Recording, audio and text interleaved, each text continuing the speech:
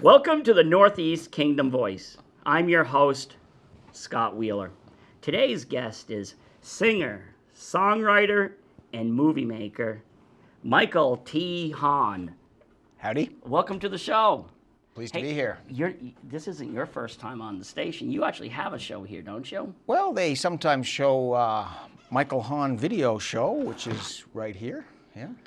So what's the Michael Hahn video show? It's a collection of music videos. Yeah.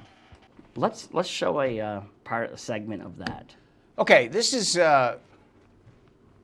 is me performing with Hornbeam, which is a band of very talented young men I play with, and we're going to be doing a song by the Alabama Shakes called "Hold On." Bless my heart, bless my soul. Didn't I make it 22 years old? Must be someone up above. Singing, come on, Michael, you gotta get back on. You gotta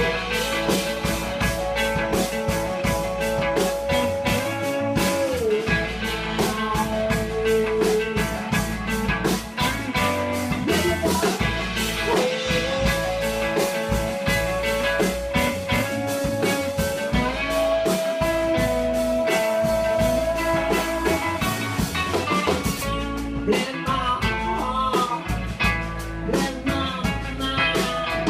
Got so much I know, I ain't got much time.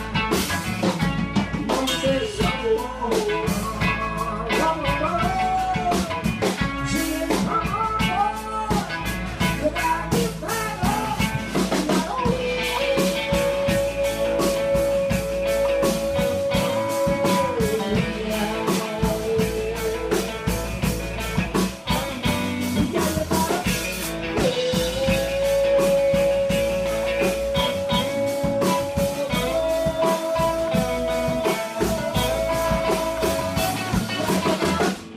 Wait.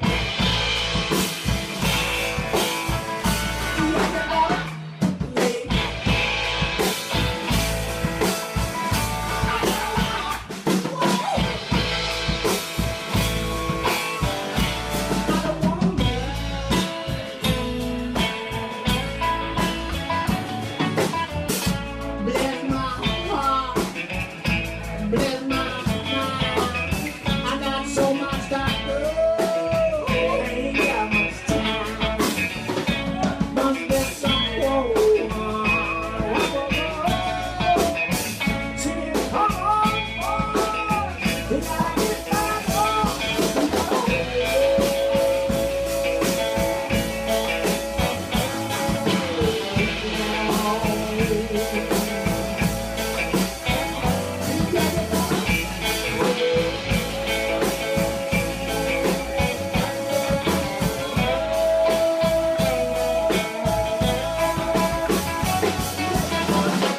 Wait.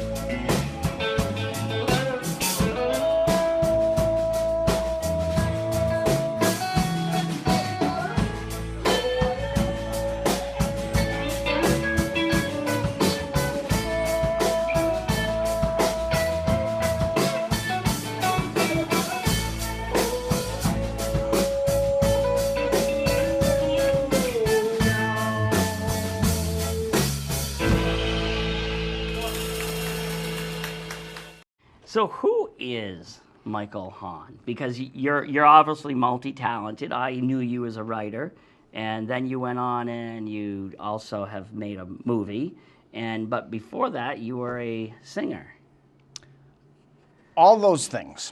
Actually, I wrote for Kingdom Historical and Northland Journal. Yeah. I still write. I've written for the Burlington Free Press, Vermont Life, Chronicle, many newspapers. I still write a weekly column for the Bridge Weekly, which is obviously a weekly out of Montpelier? Woodsville, New Hampshire. Oh, is it? Wells River, Vermont. It's called the Bridge because it spans both sides of the river, both states, the Upper Valley. What about the Green Mountain Trading Post? Your writing seems to fit the Green Mountain I Trading do sometimes write for the Green Mountain Trading Post. I actually deliver the Green Mountain Trading Post twice a month. Oh, do you? Yes, I have a route that goes from North Haverhill, New Hampshire, down to Lyme, and then up through to Chelsea and East Barre, and then so I do that twice a month, and I sometimes write for the paper. I haven't had a lot of time to do that lately. I've been spending a lot of time with the band, and I'm also pitching songs in Nashville. So are you, I know our producer here, he is a huge Toby Keith fan, Todd Pronto. Now, in all seriousness, Todd cannot stand Toby Keith. So I want to get you on the air. Am I the only one who likes Toby Keith? Well, I'll tell you, I like the song "I Love This Bar." I think that's a very good song, and I also like the song that Toby sang with Willie Nelson, "Hay for my horses and beer for my horses and whiskey for my men." But there's some of his other songs that I'm not all that fond of. I'm not really a big fan of Red Solo Cup or some of the others. I bet you that made him a bundle of money. I'm sure it did. Because it was a flash in the pan, but I cannot look at a Red Solo Cup without humming that song. There you go. No matter how foolish it was. But you... Well, lots of times they don't write the songs. As a matter of fact, I have a song that I'm hoping Toby Keith will sing. So they don't. The stars don't always write their own material. Right. But you've also published five books. I have, and in the order of publication, they are Ethan Allen, A Life of Adventure; Anne Story, Vermont's Heroine of Independence; Alexander Twilight, Vermont's African-American Pioneer. Now, these three are biographies of famous Vermonters, and they're sometimes used to teach history to middle school children. Right. Then I wrote Dad's Deer Tactics, which is nonfiction and describes how my dad taught me to hunt deer. Wait. A hunting book with no fiction. Come on, let's admit, we all hunter and fishermen have a little bit of Everything fiction. that's in the book is true, but everything that's true is not in the book, believe me. And then I have a novel called Butte. I have a nice endorsement by Howard Frank Mosier and also by Joe Citro on here. This is set in the post-Civil War, Wild West days. It starts in Vermont with a paraphrasing of the Orville Gibson murder and then travels to Butte, Montana, where my parents now live. You mentioned Howard Mosier. I can't thank him enough because I think he's been a huge supporter of mine. He supported me before I supported myself when it came to writing. Did you find that's true of him? He is a saint. He's been very helpful to me in with my writing, and he's a good man to go down the river with. Have you ever been fishing with him? I went just a few weeks ago. We sometimes he likes to go for those backwoods brook trout. They don't have a lot of size, but they're very tasty, and they live in some of the most beautiful, pristine areas available. Right. Sometimes I read his writing though. It's fiction, and I'm sitting there and I'm trying to read it as fact, and I'm saying no, because I kind of know some of the character, because he doesn't pretend that it's fact, but he does weave in historical events, and he changes them a bit, and I'm sitting there thinking no, don't go there, and But on the other hand, he's met some of the most interesting characters. Like, I know one person we both know was Marjorie Moore. Absolutely. There was no way you didn't even need to fictionalize her. No, stranger than fiction. And I think that the character Rose in one of his books has some of her. The lawyer in Stranger in the Kingdom is very similar to my father in many respects. Yeah. Then Alexander Twilight. I often say with Alexander is this is a perfect example of I really wished we were able to go back into time and see how close we actually get things. Whether he would actually recognize himself. You know what I mean is, like when somebody's passed away, you can just kind of like piece together their lives. But I just wonder how, if Alexander Twilight were to walk back to the the old stone house, which he built, and then he read about himself and what we thought he was like, I wonder what he'd say. I don't know. It's difficult to delve back through the cobwebs of time and really portray an accurate picture of someone who's been deceased for a long, long time. But we do the best we can, Right. And we have, fortunately, we have previous writings to work with. It's too bad. Did you grow up watching Peabody and Sherman, the cartoon? And the Wayback Machine. Yeah, the Wayback Absolutely. Machine. We could use the Wayback Machine. I would. That's the one thing I would really love to be able to do because just to see how right we are. That would be a wonderful thing to do. Also, I would probably go back and make a bet on some sporting event that would keep me rich for the rest of my life. That's true too. Well, you ever thought about that? People who can read the future, and why are they not playing lottery?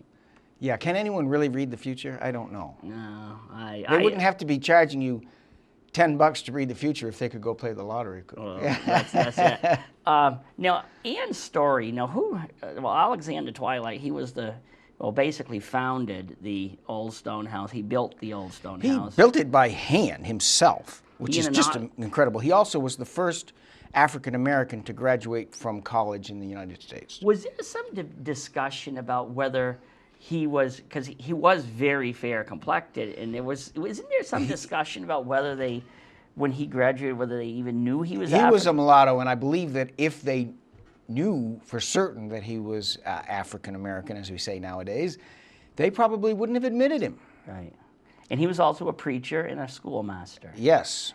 Now, Anne's Story. Now, I can't recall. I've read all your books. I can't recall who Anne's Story is. Anne's Story was a woman from Connecticut with 5 children and a husband. Mm-hmm. In those days, the husband would go out and make a pitch into the wilderness. They wanted to, there was no more available land in Connecticut. They wanted to go out into the wilderness, which is now Vermont, and homestead. So the husband and the oldest boy, who was, I think, 14 at the time, went up to Vermont and cleared some land, got it ready, built a cabin, planted some food, but an unfortunate logging accident, a huge maple that they were felling, one of the limbs hit another tree, twisted in the air, and fell on the husband and killed him. Right. The 14-year-old boy chopped the maple tree in half, and then chopped it in half again and rolled the piece off his dad, but of course he was long dead. He ran 12 miles for help, and so Anne's Story, at the age of 33, was widowed with 5 children. She decided to persevere and moved to the wilderness anyway by herself and her 5 children. And at that time, the Native Americans were a threat to the white people who were settling in their land. Mm-hmm. And they were near Otter Creek. And Anne would go and work her farm in the day, and then at night she would put her 5 children in the canoe, paddle across the Otter Creek and upstream a little ways, and into this cave that they had dug in the side of the river at the level of the water. Mm-hmm. And inside the cave, they were just able to slide the canoe in there, put a bush in front of so that no one could see they were in there, and then sleep on a shelf up there. And then the next day they would go out and work the farm, so they were never vulnerable when the Indians were, if I can say Indians these days, were on the prowl. So during the Revolution, Ethan Allen and the Green Mountain Boys discovered that Ann had this secret place, and they used it to store ammunition and message as a message drop. And one time there was a woman who had been captured by the Indians, and they were taking her back to Canada to ransom her, which is something that they did in those days. This woman was so pregnant she couldn't keep up, so the Indians just ran off with their other captains and left her, which was basically a death sentence, except that Anne found her in the forest and took her and sheltered her in her hidden cavern. While they were underground, the baby cried, and it just so happened that a Tory spy, a spy for the British, was passing by and heard the baby crying, knew that Ann Story was a Ethan Allen sympathizer, waited outside for her and tried at gunpoint to get her to divulge information about the Green Mountain Boys, which would have been beneficial to the British. She refused, and when the Tory spy left, she sent her oldest son to trail him. He discovered some information about the 14 Tory spies, was able to pass that information to the Green Mountain Boys, and they captured those spies. Fortunately, if they hadn't, the American Revolution might have turned out differently, because they had valuable information which would have swung the tide of the war. So Ann Story was a hero of the American Revolution, a heroine of the American Revolution. And of course, Ethan Allen is the leader of the Green Mountain Boys. Well, if you don't know who Ethan Allen is, you won't even... Makes the furniture down in Orleans. I've heard that. People down in Oklahoma, where my in-laws are, they say, "Oh, yeah, I've heard of Ethan Allen. He's a furniture maker." No, the furniture factory was named after the hero of the American Revolution, okay? He captured Fort Ticonderoga without firing a shot. No bloodshed. Now, was it, I can't recall right offhand, was Ira Allen who founded Irisburg, was that his brother? Because wasn't there an old Ira and a young Ira? Ira was his brother. Right. And Ira also founded the University of Vermont. Right. Now, what about your music? How do you explain your music? Well, I was a musician long before I was a writer. Right. I wrote my first song when I was 6 on the piano. Took some piano lessons when I was 6, but I didn't like it. But I went back to take piano lessons in high school. But I basically became a guitar player and mostly a bass player. And have started playing for money in public in bars when I was 14. And am still doing it, which is quite a while later. I bet you I could make money singing in bars too, but it would for me to stop. I have no talent. You probably could. I have no musical talent whatsoever. How do you explain your music? Oh, it's beyond explanation. I can't explain it. I've played with many popular bands, the 10 Mile Shuffle Band, Whetstone, Hoochie Lombardo, Michael Hahn Band, Don't Call Betty, and now I'm with Hornbeam, and we're having a lot of fun. How do you remember, what's I've often been amazed by is some of you musicians, you're able to remember all of those words. I just couldn't even come close. How do you do it? Well, it is incredible. I test in the top 1% of intelligence, but I've never done anything with it, except that I can remember the lyrics to thousands of songs. People ask me for ones that I haven't played in years, and I can just pull them out. I don't know. That's the only thing I can do, really. So you should have been a politician, because I don't know if you ever run into, because of my previous life, either as a reporter or as a legislator, I can tell you there's very few people like the former Governor Douglas, and he's not the only one. I believe Governor Dean and Senator Leahy, those people, they can shake your hand on Main Street in Brattleboro, and they might only meet you once, but if they hear your name and they run into you in Derby, those people just stick it, especially Governor Douglas. He was amazing. So you should have been, you missed your calling. No, I don't think so. I don't think I could get elected dog catcher of East Barnet, probably. Hey, here's a question: is the man behind the camera right now is Todd Peranto, and you've probably known Todd in the musical circles. Now we all know he does not like Toby Keith. I think it's really envy, but that's near here. How is Todd as a singer? Todd's a good singer. Todd's a very good singer. Yeah. Can't complain about that. Yeah, he's a young whippersnapper though compared to you.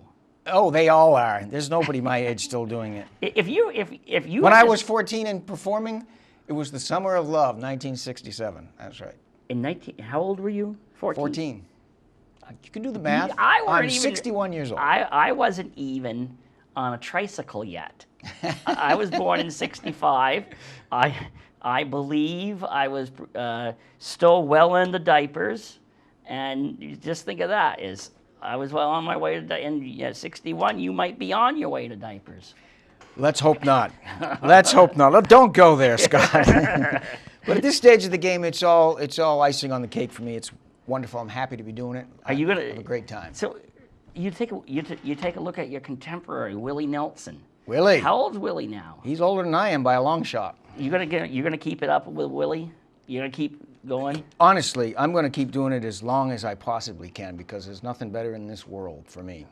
When you're up on stage, and because I do a lot of public speaking, and there's nothing like saying something that you think is funny, and you look and there's like no response.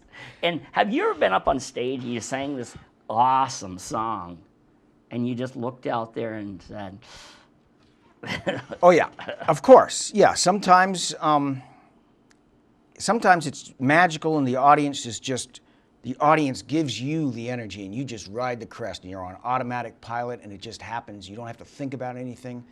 The audience is just pouring the energy into you. And other times it's like you're running underwater and no matter what you do, people just are trying to pick up the girl or whatever. They're just not paying attention. Yeah. So it varies. I'm very fortunate with Hornbeam to usually have very receptive and enthusiastic audiences. That's great. Now, I believe the last time I saw you perform, it was at the Tavern, up on the Tavern on the Hill. Sure. Who were you with then? Was it that group or? Well, possibly. I don't know how long ago it was. Yes, I've only played at the Tavern either with solo. I do it solo. Right. Or with Don't Call Betty. No, I never actually played there with Don't Call Betty. So it had to be Hornbeam. Right, yeah, okay. Hornbeam. And we have a cello player in the band? Oh, yeah, there was. Yes, yeah. Yep. That was, and then, of course, you must play at the famous Jaspers. Absolutely. You know, through all this redevelopment of Newport, nobody ever mentions Jaspers. I think, I'm not much of a bar person, but I just think Jaspers is a great place filled with great people. And but whenever you hear about redevelopment, they're just, nobody thinks of them one way or the other. Jaspers is a throwback to the old days. It's great. It's got this quaint setting down the alley, and good crowd, laid back people. Yeah. Love it. When I go there, it's like home base almost. Well, remember, of course, I was a little bit too young for like the Down Under and Gantries and stuff like that, but I do 10 Mile Shuffle Band used to play, when I was with them, we played at Gantries every Tuesday night. Yeah. Now, you're too young, though, to have played at the Snake Pit, aren't you? I've played there. The Snake Pit in the Newport City, the Newport City Hotel underneath it? Oh, no, the Snake Pit is what we used to call the steakhouse in Barton. Oh, no, the Snake Pit was, it was a very exciting place, I understand. It was on the basement level of the Newport City Hotel, downtown Newport, where No, People's that's Bank before is. my time. Right. Well, the building came down in '73, and I was at Berklee College of Music about okay, then. Yeah. and so no, that was a very hopping. That was a hopping place, and a lot of beer was down there. A lot of good old-fashioned bar fights. Have you ever been up on stage and all of a sudden everybody lost track of you because there's been a We used to disagreement? play at the Candlepin Lane in Barton. Yeah. Stevie Brown's place. Right. It was called the Cave. You know the Candlepin restaurant? Oh, yeah, sure. Up behind there, there's the Sure, there's the yeah. bowling alley, and underneath or above there in the barn there was the Cave. Right. And back in the day, we played there, and every time we played the Rolling Stones song, "Sympathy for the Devil," a fight would break out. It was unbelievable. Every time we played that song, "Sympathy for the Devil," it like, ooh, I don't know. But eventually we stopped playing it there because we didn't want any fights to break out. But that was really the only, I haven't had much. You must play at Jimmy's in the Del Bar. Oh, yes. Yeah. Played at and Kelly's, was that Kelly. before or after Jimmy's? Oh, that was before. Yeah, we played there. We played at Jimmy's. I never played at the Del Bar. Oh, really? We went one time to play in Canada, and we drove like idiots. Instead of driving up through Derby Line Village, we drove up on the interstate, and they saw that rock and roll gear, and they figured we had to be drug dealers. So they tore us apart and kept us in there for hours, and we were late for the gig, and we never went back to Canada. Right. Well, you so in '73 you weren't around for like Max's party. I played the first Max party. The first Max that was Charleston, Yes. right? Yeah, Yep. that was the small one because the big one, I played it when there was 5,000 people. right? The Holland one was more like 25,000, Oh, yeah. and you could have gotten some bird shot out of that deal. 'cause Right. It ended in gunfire. Right. And it was so. Yeah, that all ended. That all ended up in a whole nightmare scenario. But Yeah. It wasn't as bad as Altamont, where the Rolling Stones got the Hells Angels to do their security. But actually, no, they did have a gang that was kind of a rough group doing the Holland festival. right. But And that's the problem, you right, know. and I think when Fish came around, I think some of the people who lived here, they had experience with all hell breaking loose at Holland, and they kind of. Now, did you go to Fish? I was working that day. I was actually logging with my brother, and we drove by. Where were we? I think we were on the interstate. We could see it. Yeah. We could see, and we stopped and looked, and it was just like, whoa, huge gathering. But we did not go. I did stayed- go to Watkins Glen in 1971, the largest rock and roll gathering ever, 600,000 people, bigger than Woodstock. It was the Grateful Dead, the Allman Brothers, and the band. Right.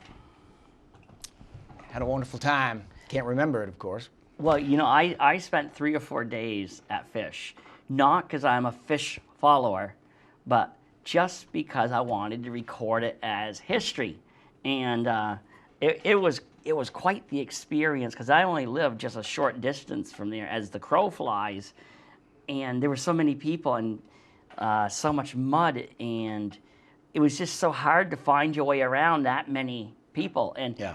but I don't know, maybe it's because I'm old, not as old as you though. Thanks for reminding me, Scott. Do you like Fish music? Are we? I think I'm missing something. We do one. Hornbeam does one Fish song, Character Zero, and it's a lot of fun to jam on. We just go crazy. But I like Fish. They're talented musicians. I can't figure out what their lyrics mean. I mean, I go through the songs and I go, the one song we do, Character Zero, I understand it, I like it. But a lot of their lyrics are a little too vague for me, a little too spacey, difficult to comprehend. I like things that I can understand. It's like for example, even with art, if I'm going to look at something artistic, I want to see a deer, trees, mountain, etc.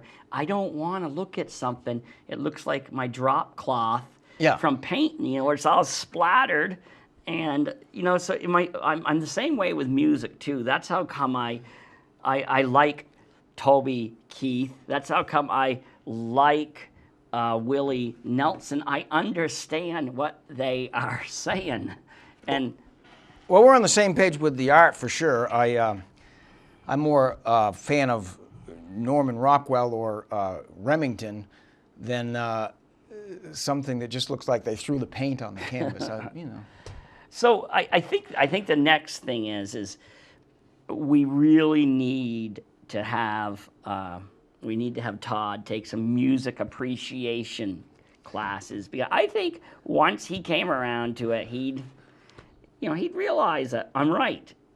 So, Well, there is no right or wrong with musical taste. There's no accounting for taste. I mean, yeah, this is his fault. the most popular music out there now is like Justin Bieber or this guy named Pitbull. I can't stand any of that Yeah, stuff. but Justin Bieber or whatever. Okay, my question is this. I have never, ever heard anybody say they love his music. I've never heard it. Everybody claims to hate his music, but not every. Is it not like cool to say you like his music, so you all have to pretend? Well, I think he became known as a star for preteen girls. So unless you were really young, yeah, it was not cool. But for some reason, he sells more than anybody. You know another one I really like, even though I don't know how appealing it's going to be when she's 90 years old and she's still writing about old romances from high school, is Taylor Swift. Taylor Swift's good. Taylor Swift I like is Taylor. But you got to admit, she needs to change it up a bit, because every time somebody dumps her, she writes another song about romance going bad, and it's always his fault. How come it's always his fault? It can't always be his fault. It's like Adele. Yeah, I hear you, man. Yeah. Because you would think at some point she's going to write a song, hey, maybe it's my fault.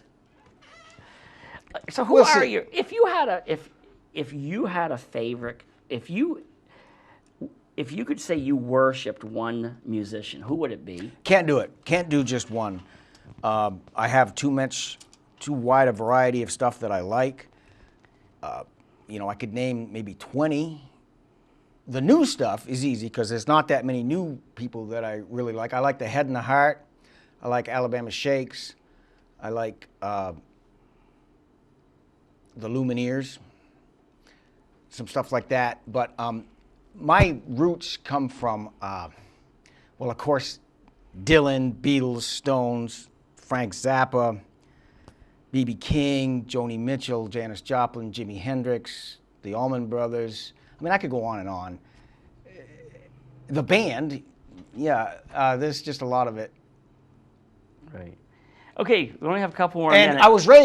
I was raised on Old Hank and Johnny Cash. Oh, I was gonna say, yeah, those are good old country music. I think some of those people, they must be, especially the ones who are now gone. If they can see what country music has turned into, they're probably thinking, what happened? Because even though I like some of the modern country stuff, it's really hard to differentiate between country and pop.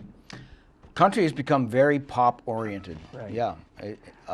Roots country doesn't get played, and I'm a member of the Nashville Songwriters Association, and I write songs for the Nashville market, and they have rules that are unbelievable, that you have to have a really dumbed-down vocabulary. You can't touch any kind of controversial subject, of course. That would be out of the question. So you actually can't. So how about if you do? I mean, if you want to sell it, you can write anything you want. Oh. You can write anything you want, obviously, but they won't listen to it. One singer that I got to hang out with just a little bit is Chris Christopherson. He's a writer. Yeah. He can write some music. He worked on Howard Mosier's, what was it, Disappearances. Yes, I met him when he was up for that. Yep. Yeah. And I understand he's actually had better days. I understand he's starting to I was reading something. His memory is starting to fail him. Oh, I'm sorry to hear that. Yeah, no, he. I worry about that. You know, when I get, that may be when I have to stop. If I can't remember the lyrics, what do I do? But I'm going to tell you. Other guys have stuff in front of them. No, I never no, have used I any am notes. going to tell you I don't- though. In my work with older people, that's usually the last thing to go. In all seriousness, I once interviewed a 100-year-old woman who was in full-blown, well, not full-blown dementia, but I was able to interview her with her daughter, and we came out with a great interview, but she had to have her daughter jog her memory. But when it was time to pick up her harmonica, everything she ever knew just came out of that harmonica. So, no, I think there's something about music, whether you make it or whether you don't make it. Even with dementia, people with dementia is it sticks back here. I've actually read some exciting things about music therapy where not only playing music, especially playing music, but not only playing music, even listening to it, they seem to believe that it's actually beneficial in retaining your memory I and believe that. avoiding dementia. Oh, I will. That makes total sense to me because there is a basic theory: you use it or you lose it, and that's how come they even tell you to do crossword puzzles and tell you to do this, do that, because it just keeps everything firing. And if you can keep all that memory, all that stuff in your head, it's like, for example, see me, I have a wicked memory. I can do an interview and I can write it all down afterwards, but I don't know where I put my keys down. It's just, Yeah. are you like that at all? Oh boy, where are my glasses? Oh, they're on my head. Yeah. or that cell phone is in your hand. Yeah. 2 more minutes. What do you have to tell the viewers about yourself? Anything. Well, where can they hear you? I just want to say, as far as writing goes, the great novelist Elmore Leonard, someone asked him, what kind of writing pays the most? Ransom notes. Oh, so you didn't get into writing to get rich. I did not get into writing And to get I rich. think we're both blessed with wives who who support our hobbies that we hope make us a little bit of money. Well, the secret of a marriage is you both have to support each other. Right. And, as far as where I'm playing, I'm going to be performing at the Stage in Lyndonville on July 12th. And after the Stage, I'll be playing there from 5:30 to 7:30. This is a new club. It's between the interstate exit in Lyndonville and McDonald's on the left. I'll be there during the dinner hour from 5:30 to 7:30, and then I'm going to drive from there to Parker Pie and play a benefit for some guy who's got cancer. I don't know anything about it. I just learned about it today. So July 12th will be a big day for me. So being a musician, you're not one of these people that says, thank God it's Friday, because your work week is really Saturday, and as in Saturday is probably a busy day for you. Oh, lots of times, but I just want to say, August 1st, Friday Night Live, Hornbeam will be over in Island Pond at Friday Night Live. It's a very big deal. It's a lot of fun, outdoor gig right on the shores of Island Pond. And we'll have the 5-piece band. Sometimes Hornbeam plays as a trio, but we'll have the 5-piece band there and really rock the town. Okay. Thanks, Scott. Thanks for coming on. You bet. And thank you to the viewers for tuning in to another segment of the Northeast Kingdom Voice.